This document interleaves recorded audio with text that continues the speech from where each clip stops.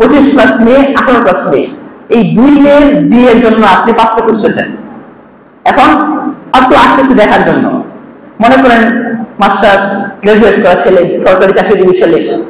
এখন আপনি মানে একদম সৎ বা অন্তর থেকে একটা কথা আমাকে বলেন পুরুষ হিসাবে, যে 2টা মেয়ে, একটা 25+, একটা হলো 18+, আপনি সরকারি চাকরি করেন, আপনি কোনটা নেবেন? গত বছরের খেজুর 10 টাকা কেজি, এই বছরের খেজুর একদম তাজা, কোনো স্পট নাই, এই খেজুরটা 10 টাকা কেজি। গত বছরের খেজুর যেমন হালকা পোকামাকড় ধরে গেছে, পুরান মানে সাদা সাদা হয়ে গেছে, ওটাও 10 টাকা কেজি, আপনি কোনটা নেবেন? উত্তর আপনার কাছে হারাম। গায়রে মাহরামের সামনে যাওয়া নারী পুরুষ কারোর জন্য জায়েজ নেই, কারোর জন্য জায়েজ নেই। আল্লাহ হাবিব বলতেছেন যে ইয়াকুম আদ-দুখুল আলা নিসা, তোমরা মহিলাদের কাছে যাওয়া থেকে বাঁচো, মানে গায়রে মাহরাম মহিলাদের কাছে যাওয়া থেকে বাঁচো।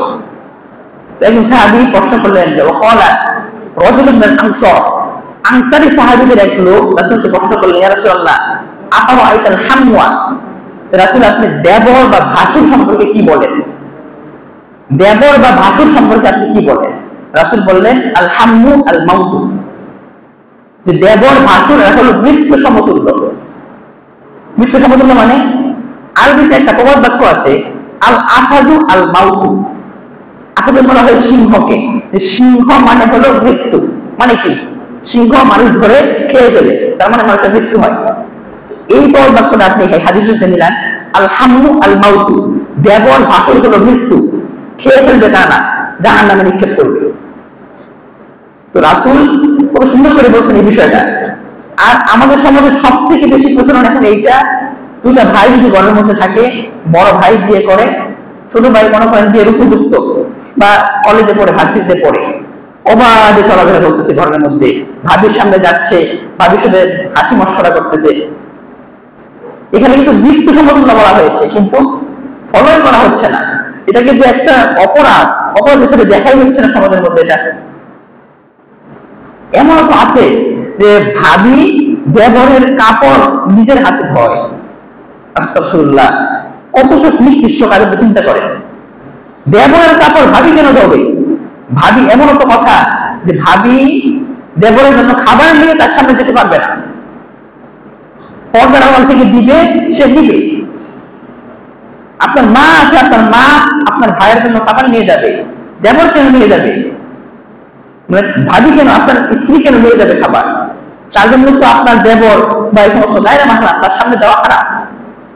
এখন আপনি বলবেন যে কি হবে, আমার স্ত্রী আমার ভাইয়ের সামনে গেলে কি হবে? আমার স্ত্রী তো তার মার মতো। দেখেন, মায়ের মতো, আপনি বলবেন বোনের মতো, বোন তো আর না। আপনি ইন্তেকাল করলে আপনার ভাই আপনার স্ত্রীকে বিয়ে করতে পারবে, জানেন এটা? তো যাকে বিয়ে করা যায় সে আবার বোন হয় কেমনে, সে মা হয় কেমনে আপনার ভাইয়ের? এই কালচারটা পরিবর্তন করতে হবে, না হলে এটা কিন্তু একটা মরণাত্মক হবে, যে মরণ বলছে নবী, মরণ হবে এটার কারণে। এই জন্য এই জিনিসটা পরিবর্তন করতে হবে আমাদের সমাজ থেকে। আরো বলে যে সমাজের মধ্যে আরো কিছু সম্পর্ক বানায়, যেমন উকিল বাবা, এরপরে আরো কি বলে, উকিল বাবা বলে, ধর্মের ভাই বলে, ধর্মের বোন বলে, সব ফালতাবাজি, সব ফাইজলামি এগুলা। স্পষ্ট হাদিস কোরআন আয়াত কোথাও কোনো অস্তিত্ব নাই এগুলা। এর হলো মানুষ শয়তানের তৈরি এগুলো সম্পর্ক। এই জন্য এই সমস্ত সম্পর্ক থেকে বেঁচে থাকা, গায়রে মাহরাম পুরুষ মহিলা তাদের সামনে যাওয়া থেকে বেঁচে থাকা, তাহলে মৃত্যু থেকে বাঁচবেন, জাহান্নামে যাওয়া থেকে বাঁচবেন। এবার আমি চতুর্থ পয়েন্ট হলো নারী পুরুষ অবাধে মেলামেশা করা। রাসূল একটা হাদিসে বলছেন এরকম ভাবে যে লা ইয়াখলুয়ান্না আহাদুকুম ইমরাআতান ইল্লা মা'আহা যু মাহরামিন, তোমাদের মধ্যে কোনো মহিলা যেন গায়রে মাহরাম ছাড়া একান্ত কোনো জায়গায় না যায়। অর্থাৎ নারী আর পুরুষ একান্ত এক জায়গায় গিয়ে মিলিত হবে বা একান্ত একটা জায়গায় বসে আলাপ আলোচনা করবে, একমাত্র মাহরামের সাথেই করতে পারবে। মাহরাম বলতে যাদেরকে দেখা দেওয়া জায়েজ, তাদেরকে বিয়ে করা জায়েজ নাই, এরা হলো মাহরাম। বাবা, ভাই, আরো আছে 14 শ্রেণী।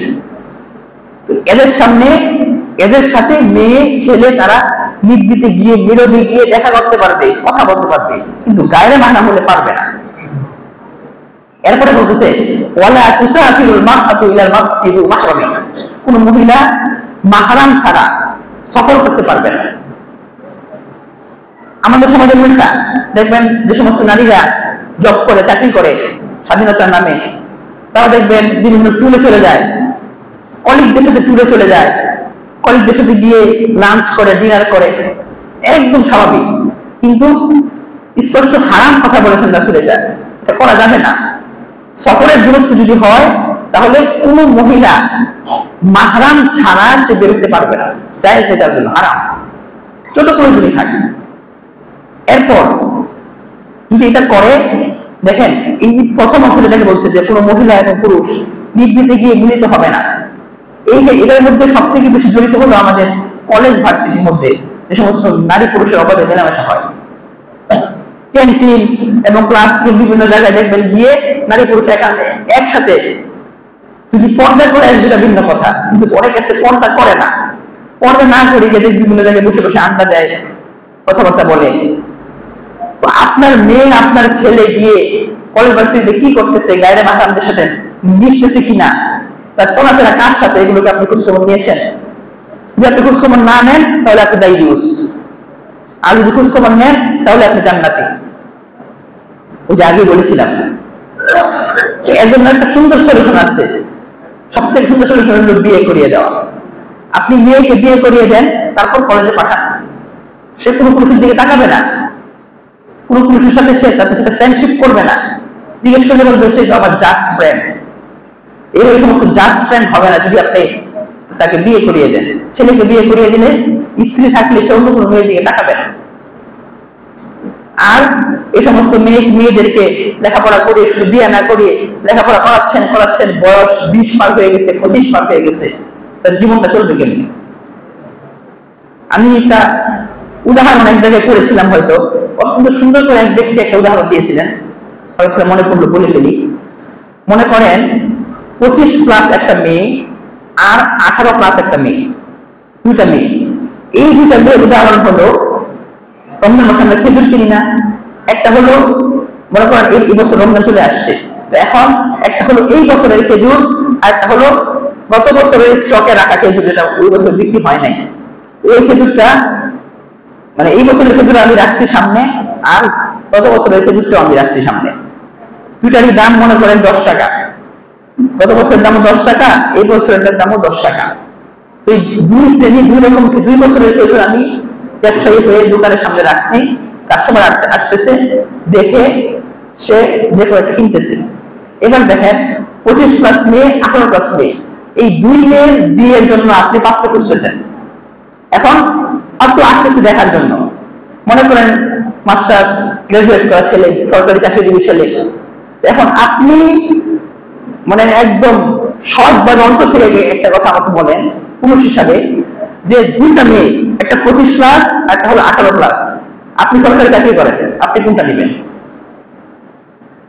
গত বছরের খেজুর 10 টাকা কেজি, এই বছরের খেজুর একদম তাজা, কোনো স্পট নাই। এই খেজুরটা 10 টাকা কেজি, গত বছরের খেজুর যেমন হালকা পোকামাকড় ধরে গেছে, পুরান মানে সাদা সাদা হয়ে গেছে, ওটাও 10 টাকা কেজি, আপনি কোনটা নেবেন? উত্তর আপনার কাছে ছেড়ে দিলাম আমি। এই জন্য ছেলে মেয়েদেরকে বিয়ে করিয়ে দেন, দেখবেন সমাজ সুন্দর হবে, তার চরিত্র নষ্ট থেকে আপনিও বেঁচে যাবেন, সেও বেঁচে যাবে। তার জন্য আপনার আমল নামে আসবে না, তার জন্য আপনি আপনার কাছে দেওয়া খাবেন না, সেও বাঁচবে, আপনিও বাঁচবেন। এই হলো পর্দার গুরুত্ব, এখানে মধ্যে পর্দার কথা। 4 নম্বর পয়েন্ট।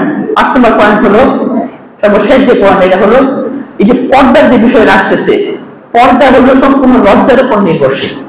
যার লজ্জা আছে সেই পর্দা করে। আপনি জানেন না, আমাকে এক ভাই একটা ঘটনা শুনিয়েছিল 2 দিন আগে। সে বলতেছে, হুজুর আমার একটা মেয়ে 4-5 বছর বয়স হবে সর্বোচ্চ, ছোট মেয়ে, ওই মেয়েকে বোরকা পরিয়ে ওই ব্যক্তি মাদ্রাসায় পাঠায়, কালো বোরকা পরিয়ে, যে নিচে হাঁটতে পারে না কিন্তু বোরকা পরে হাঁটে। তো দেখেন অভ্যস্ত কেমন হয়, ওই মেয়ের অভ্যাস হয়ে গেছে। এখন একদিন মাদ্রাসায় গেছে, মাদ্রাসায় যাওয়ার পর হাত মুজা সে হারিয়ে ফেলেছে, হাত মুজা নাকি পা মুজা আমার খেয়াল নাই, হারিয়ে ফেলেছে। এখন সে কান্না, মাদ্রাসা থেকে বের হবে না, কোনোভাবে তাকে মাদ্রাসা থেকে বের করা যাচ্ছে না, যে হাত মুজা পরে সে মাদ্রাসা থেকে বের হবে, তাহলে সে মাদ্রাসা থেকে বের হবে না। ওই ব্যক্তি আমাকে বললো যে এটা আপনি কিভাবে দেখেন। দেখেন আপনি কত প্রশংসনীয় একটা বিষয়, 3 বছর 4 বছর বয়সে যে শিক্ষা সে শিখে গেছে যে পর্দা ছাড়া হাত খুলে সে বেরোতে পারবে না রাস্তার মধ্যে। এই মেয়েটা বড় হয়েছে কিরকম ভাবে চিন্তা করে দেখেন।